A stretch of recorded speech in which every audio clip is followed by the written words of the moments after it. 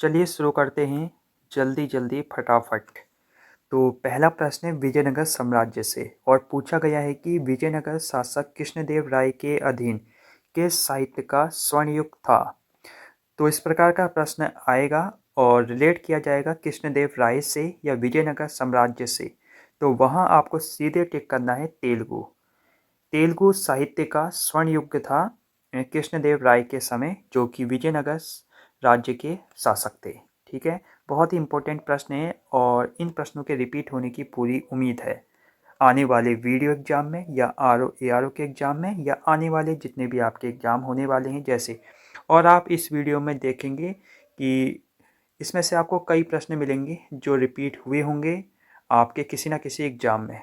जैसे अब्दुल रज्जाक विजयनगर आया था, ये विजयनगर के चैप्टर से ही है और पूछा गया है कि किसके समय में अब्दुल रज्जाक विजयनगर साम्राज्य की यात्रा में आया था। तो राइट आंसर है देवराया सेकंड के राज्यकाल में आया था अब्दुल रज्जाक। इंपॉर्टेंट है अब्दुल रज्जाक, इसलिए इसे रखना है ध्यान। अब है लोधी वंश से निम्नलिखित मध्ययुगीन शासकों में कौन एक उच्च शिक्षित था। बलबन, अलाउद्दीन खिलजी, इब्राहिम लोदी या शेर शाह।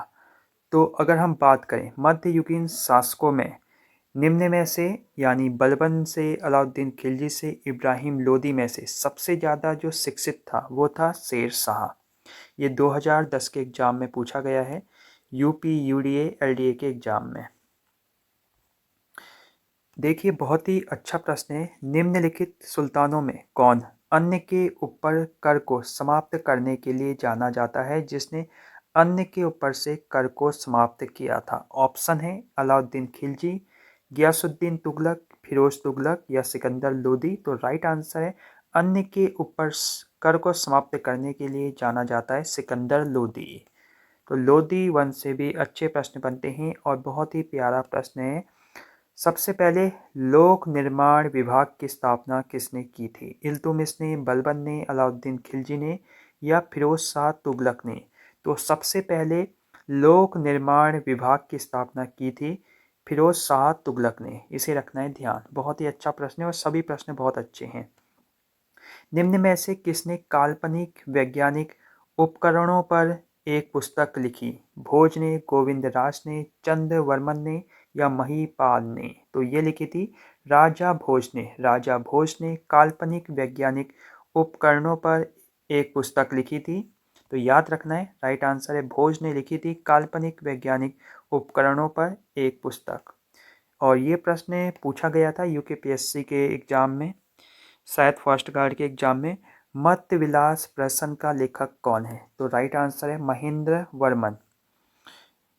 बहुत ही अच्छा प्रश्न है और बहुत ही अच्छा प्रश्न है। दक्षिणी भारत का प्रसिद्ध तक्कोलम का युद्ध किसके बीच हुआ।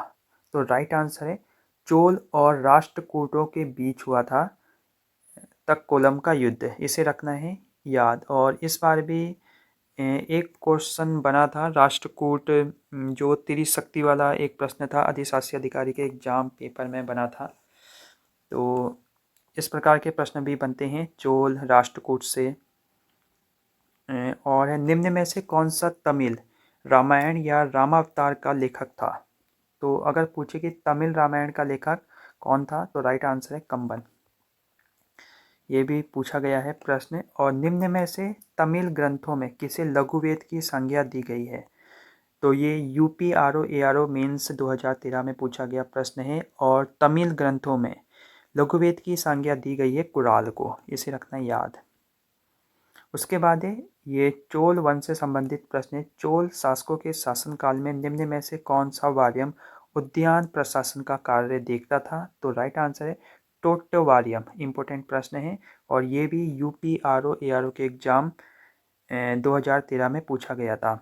अब देखिए ये जो प्रश्न है ये यूके SSS के एग्जाम में इससे संबंधित प्रश्न पूछा गया था कि सम्राट हर्षवर्धन हर 5 साल बाद कहाँ धार्मिक सम्मेलन का आयोजन करवाता था। तो इसी से मिलता जुलता एक प्रश्न ये है कि सम्राट हर्षवर्धन ने 2 महान धार्मिक सम्मेलन का आयोजन किया था। कन्नौज या प्रयाग में, प्रयाग या थानेश्वर में, थानेश्वर तथा वल्लभी में या वल्लभी तथा प्रयाग में, तो राइट आंसर है कन्नौज तथा प्रयाग में सम्राट हर्षवर्धन ने 2 महान धार्मिक सम्मेलनों का आयोजन किया था। और इससे संबंधित प्रश्न आपका आया था UK triple SC video VPDO के एग्जाम में। कहाँ थे हम? हाँ, उसके बाद देखिए मीमांसा के प्रणेता थे, कौन थे? ये भी बहुत अच्छा प्रश्न है और ये उत्तराखंड यूडीए एलडी के एग्जाम में पूछा गया था। और मीमांसा के प्रणेता थे जैमिनी। ये भी आपको याद रखना है। न्याय दर्शन से संबंधित है गौतम, सांख्य दर्शन से संबंधित है कपिल और वैशेषिक जो विचारधारा है उससे संबंधित है कर्णाद और मीमांसा से संबंधित हैं जैमिनी। तो इनको भी ध्यान रखना है क्योंकि ये कभी कभार पूछ ले जाते हैं पीसीएस, लोअर पीसीएस जैसे आरओ एआरओ के एग्जाम में।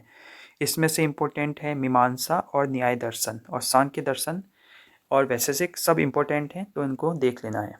स्क्रीनशॉट ले लीजिए, वैसे आपको याद ही होगा।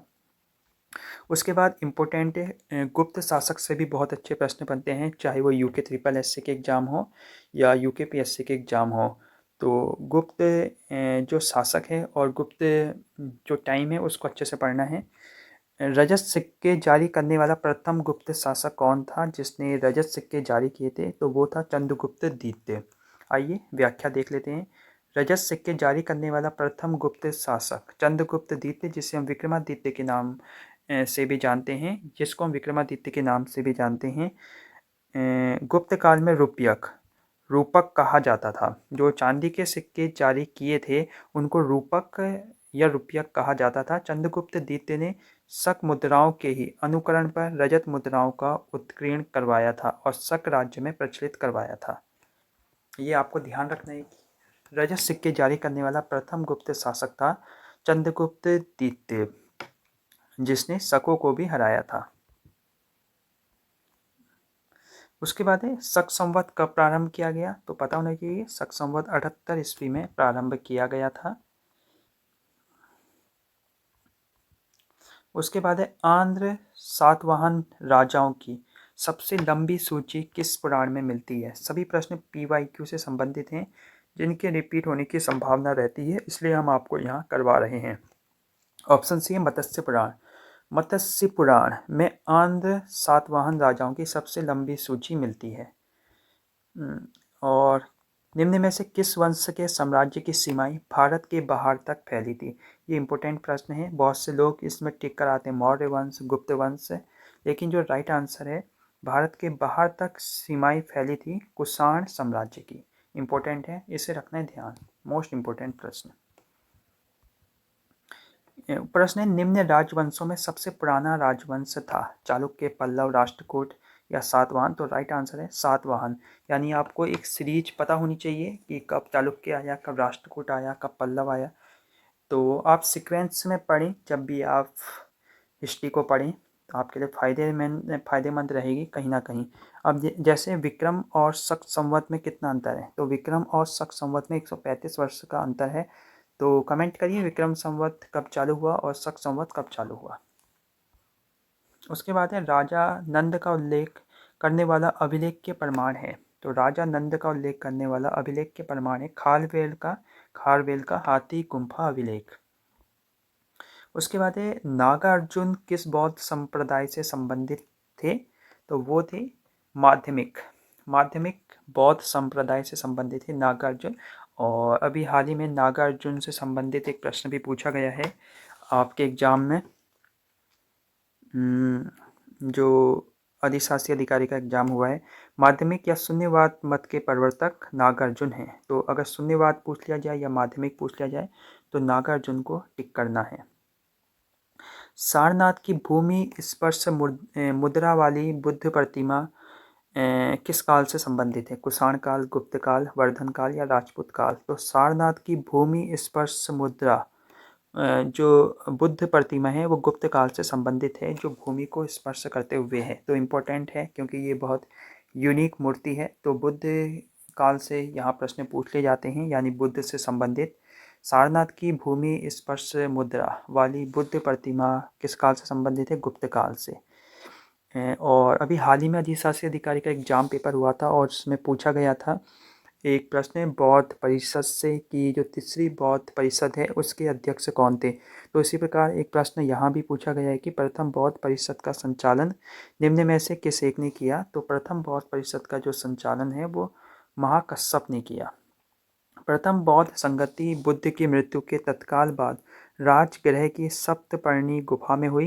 इस समय मगध का शासक अजातशत्रु था, यानी अजातशत्रु के शासनकाल में प्रथम बौद्ध संगति हुई जिसके अध्यक्ष थे महाकश्यप। तो ये भी आपको पता होना चाहिए।